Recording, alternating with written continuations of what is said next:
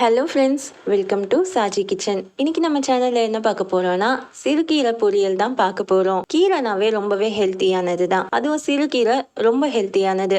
இதை நம்ம வாரத்தில் ஒரு வாட்டி சாப்பிட்டாலும் உடம்புக்கு ரொம்பவே நல்லது. நம்ம சேனலை இப்போ தான் ஃபர்ஸ்ட் டைம் பார்க்குறதா இருந்தால் மறக்காமல் சப்ஸ்கிரைப் பண்ணிவிட்டு பக்கத்தில் இருக்க பெல் ஐக்கானையும் கிளிக் பண்ணி ஆல்ன்ற ஆப்ஷன் கொடுத்துருங்க. அப்போ தான் டெய்லி போடுற வீடியோஸ் உங்களுக்கு நோட்டிஃபிகேஷனாக வரும். இப்போ இதுக்கு என்னென்ன எடுத்து வச்சுருக்கோன்னு பார்க்கலாம்.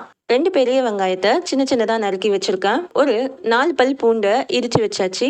2 பச்சை மிளகாவை கீரி கட் பண்ணி வச்சாச்சு. ஒரு கட்டு கீரை எடுத்துருக்கோம். கீரையை நல்லா அலசி எடுத்து வச்சுக்கோங்க.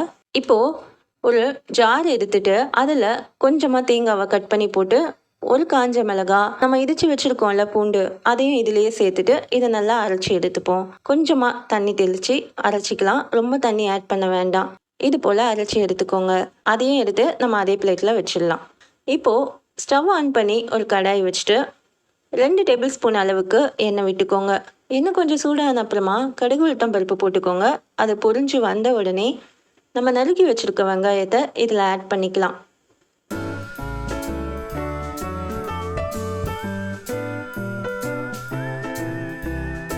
வெங்காயத்தையும் சேர்த்துட்டு அது கூடவே பச்சை மிளகாவையும் சேர்த்துக்கோங்க. வெங்காயம் நல்லா வதங்கட்டும். வெங்காயத்தோட நிறம் நல்லா சேஞ்ச் ஆகணும், நல்லாவே வதங்கணும். அப்போதான் கீரை ரொம்பவே டேஸ்டாக இருக்கும். இது போல் வதக்கி விட்டுக்கோங்க.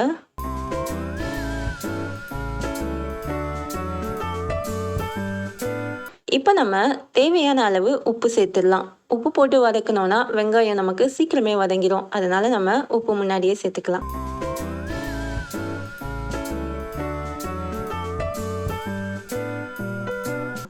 வெங்காயம் நல்லா வதங்கிடுச்சு.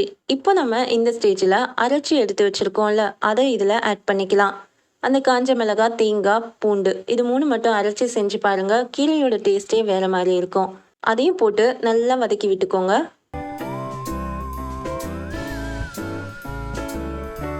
பாருங்க, இது போல் நல்லா இருக்கணும். இந்த மாதிரி வதக்கிக்கோங்க. இப்போ நம்ம இது சரியாக இருக்குது. இந்த ஸ்டேஜில் கீரையை ஆட் பண்ணிக்கலாம். சிறுகீரையை இது கூட சேர்த்துக்கோங்க.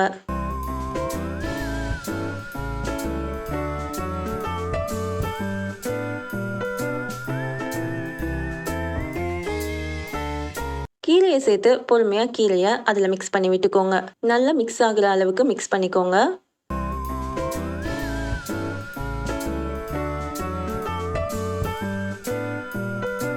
இப்போ கீரையில் 1 டம்ளர் அளவுக்கு தண்ணி ஊற்றிக்கோங்க. ரொம்ப தண்ணி ஊற்ற வேண்டாம், 1 டம்ளர் தண்ணி ஊற்றினா போதும்.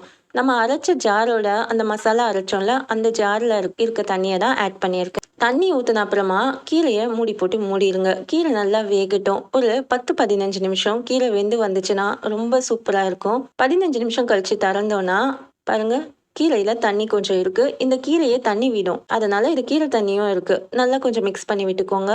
கீரை நல்லாவே வேகட்டும்.